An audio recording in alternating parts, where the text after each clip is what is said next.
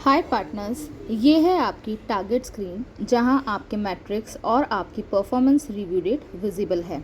Partners, आपको 6 matrix maintain रखने हैं: rating, cancellation, weekend unavailable hours, peak unavailable hours, audit failures and genuine product error. So partners, सबसे पहले हम rating देख लेते हैं। पार्टनर्स, अगर आप गोल्ड रैंक मेंटेन कर रहे हैं तो आपको 4.9 से अबव रेटिंग मेंटेन रखनी है। अगर आप सिल्वर रैंक मेंटेन करते हैं तो आपको 4.8 से अबव अपनी रेटिंग को मेंटेन करना है। अगर आप ब्रॉन्ज रैंक मेंटेन करते हैं तो आपकी रेटिंग 4.7 से अबव होनी चाहिए। नेक्स्ट मैट्रिक्स पार्टनर आपका कैंसलेशंस है।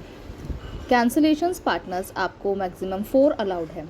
अगर आप गोल्ड रैंक मेंटेन करते हैं तो आपको 2 कैंसलेशंस अलाउड है।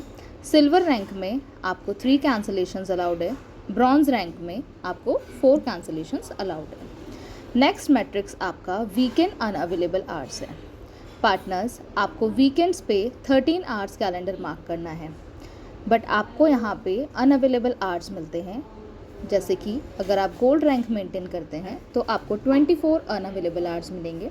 अगर आप सिल्वर और ब्रॉन्ज रैंक मेंटेन करते हैं तो आपको 34 अनअवेलेबल आवर्स मिलेंगे। नेक्स्ट मैट्रिक्स पार्टनर्स आपका पीक अनअवेलेबल आवर्स है। पार्टनर्स, वीकडेज पे आपको पीक आवर्स में अपने कैलेंडर को ऑन रखना है, मार्क रखना है।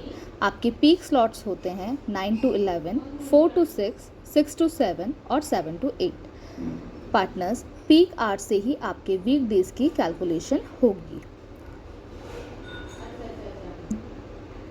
नेक्स्ट आपका मैट्रिक्स ऑडिट फेलर्स है। पार्टनर्स, अगर आप गोल्ड रैंक मेंटेन करते हैं तो आपका स्कोर 10 होना चाहिए। अगर आप सिल्वर और ब्रॉन्ज रैंक मेंटेन करते हैं तो आपका स्कोर 10 होना चाहिए।